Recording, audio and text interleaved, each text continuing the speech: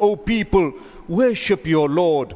Rabbun, Rabb is the one who nurtures you, the one who nourishes you, the one who provides for you, the one who will solve your problems, the one who will grant you cure, the one who will give you positive growth, the one who sustains you. Worship Him. Develop a good relation with Him. Revive your relation with your Maker, with Allah subhanahu wa ta'ala. You have no choice but to build a relation with He who made you in the first place, with He who is in control of everything, and He whom you are going to return to once you leave this temporary life.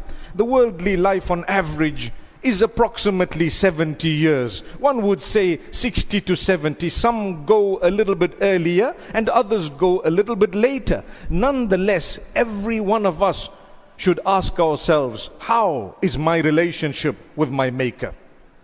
And every one of us should continue to improve, be conscious of it. Yes, we do love certain things in this worldly life because it's our nature as human beings. So Allah has not prohibited things for us.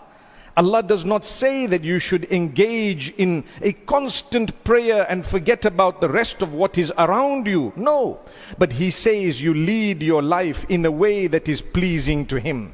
Yes, you love your family members, you love your parents, you love your spouse, you love your children, you love your wealth, you love your business, you love so much more of this world.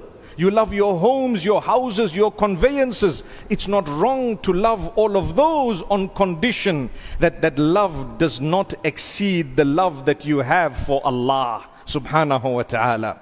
So if Allah has told you that this is the limit in something, consider it the limit.